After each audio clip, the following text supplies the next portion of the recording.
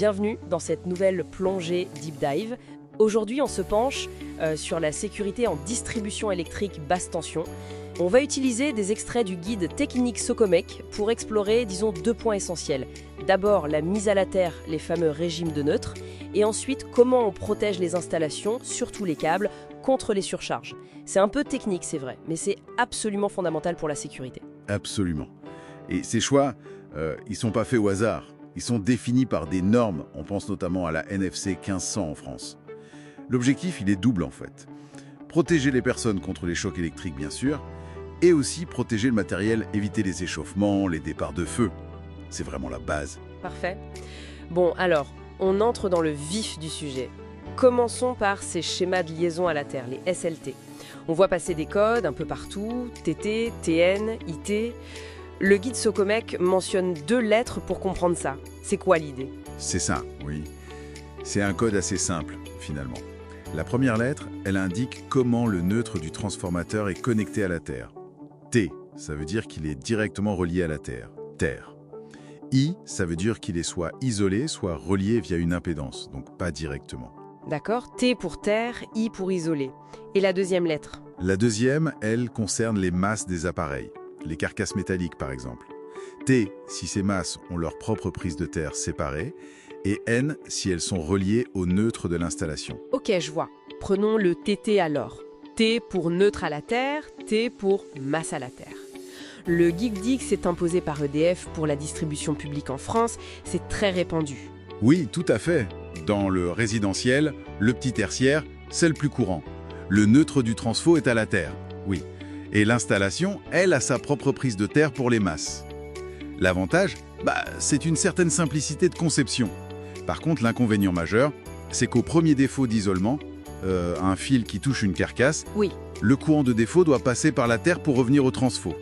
Et comme la résistance de la terre n'est jamais nulle, ce courant peut être assez faible. Du coup, il faut absolument un dispositif différentiel à courant résiduel, un DDR très sensible. Ah, le fameux différentiel 30 mA ou autre. Exactement. C'est lui qui doit détecter cette fuite et couper immédiatement. La sécurité repose là-dessus en TT. D'accord. Et le TN alors?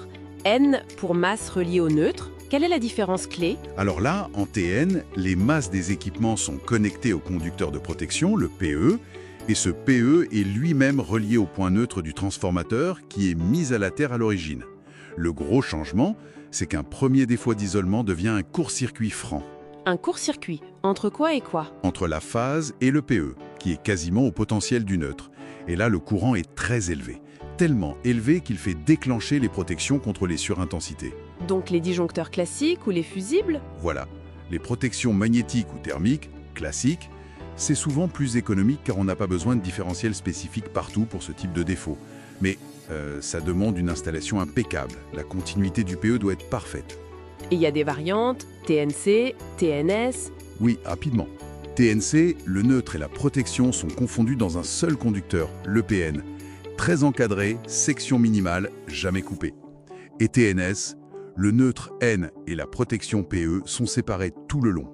On peut passer de TNC à TNS, mais jamais l'inverse. Compris. TN simple, mais dépendant du différentiel. TN économique, mais exigeant. Et maintenant, le régime IT. I pour neutre isolé. Là, ça devient particulièrement intéressant pour certaines applications, non? Continuité de service. Précisément, c'est le régime de la continuité de service. On le trouve là où une coupure au premier défaut serait, disons, critique. Hôpitaux, surtout les blocs opératoires, certains processus industriels, les circuits de sécurité. Et pourquoi ça ne coupe pas au premier défaut? Parce que le neutre est isolé de la Terre ou relié via une forte impédance. Donc quand un premier défaut survient, le courant qui peut s'écouler est très très faible. Trop faible pour déclencher les protections classiques. L'installation continue de fonctionner. Génial. Mais alors, on laisse un défaut? Il y a un risque, non? Ah, voilà le point clé. On ne le laisse pas. Le premier défaut doit être signalé. Il y a un appareil obligatoire pour ça, le contrôleur permanent d'isolement, le CPI. Il sonne, il alerte. Il faut du personnel compétent, formé, qui intervient pour localiser et éliminer ce défaut. Donc, on remplace la coupure automatique par une surveillance et une maintenance active? Exactement. C'est un choix opérationnel fort. La coupure n'interviendra que si un deuxième défaut apparaît sur une autre phase avant que le premier soit réparé. Là, ça devient un court-circuit et ça coupe.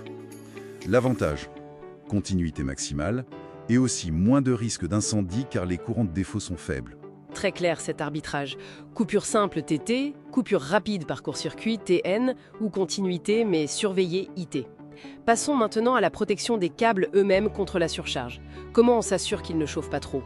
Le guide Socomec introduit plusieurs courants. IB, IZ, IN, I2. Faut jongler avec tout ça, c'est ça. C'est l'autre pilier de la sécurité. Il faut que le câble soit protégé par le bon dispositif. Alors, IB, c'est simple, c'est le courant d'emploi, ce que le circuit consomme normalement, quoi. IZ, c'est le courant admissible dans le câble, le maximum qu'il peut supporter en permanence, sans danger, dans ses conditions réelles d'installation. C'est une donnée clé. IN, c'est le calibre du disjoncteur ou du fusible qu'on choisit pour protéger le circuit. Et I2, c'est le courant qui assure le déclenchement effectif de cette protection dans un temps défini par la norme. D'accord. Et pour que ça protège correctement, il y a des règles à respecter entre ces courants? Oui, 2 règles fondamentales, issues de la norme. Elles sont cruciales. La première, IB doit être inférieur ou égal à IN, qui lui-même doit être inférieur ou égal à IZ. Logique. Le courant normal doit passer IB supérieur ou égal à IN et la protection ne doit pas être supérieure à ce que le câble supporte, IN supérieur ou égal à IZ. Voilà. La deuxième règle concerne le déclenchement effectif. I2 doit être inférieur ou égal à 1,45 fois IZ. 1,45 IZ? Pourquoi ce facteur? C'est une marge de sécurité conventionnelle.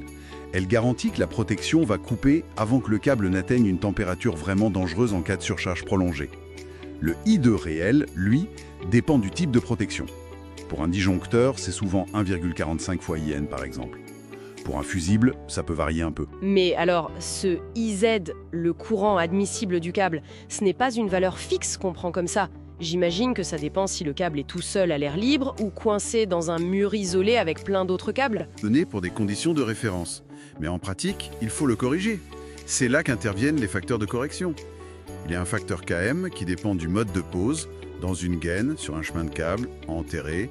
Chaque pose a une influence sur la dissipation de chaleur. Il y a un facteur KN si plusieurs câbles sont groupés. Ils se chauffent les uns les autres, donc leur IS individuel diminue. Et enfin, un facteur KT pour la température ambiante. S'il fait plus chaud que la température de référence, souvent 30 degrés Celsius, le câble peut supporter moins de courant. Ah oui, donc il faut calculer cette IS corrigée pour être sûr. Exactement. I corrigé égale IS de base fois KM fois KN fois KT. En simplifiant un peu. C'est cette IS corrigée qu'on doit utiliser dans les 2 règles de protection. IN inférieur à IS corrigé et I2 inférieur à 1,45 IS corrigé. Ne pas faire ça, c'est prendre le risque que le câble surchauffe bien avant que la protection ne réagisse. D'accord, c'est dense mais très logique. Donc, pour résumer rapidement, les régimes de neutre TT, TN, IT définissent la stratégie face à un défaut d'isolement. Coupure immédiate ou continuité surveillée. Et la protection contre les surcharges, elle, assure la sécurité du câble en fonctionnement normal et en surcharge, mais en calculant finement sa capacité réelle via cette IS corrigée. C'est une excellente synthèse. Ce qui est fascinant, je trouve, c'est de voir comment ces choix de conception, comme le régime de neutre, et ces calculs précis, comme les facteurs de correction pour IS, sont complètement liés. Tout ça concourt à une installation qui soit à la fois sûre, fonctionnelle et bien sûr conforme aux normes. Et pour laisser un peu matière à réflexion pour conclure, on voit de plus en plus d'équipements électroniques très sensibles et un besoin croissant de continuité d'alimentation dans plein de domaines.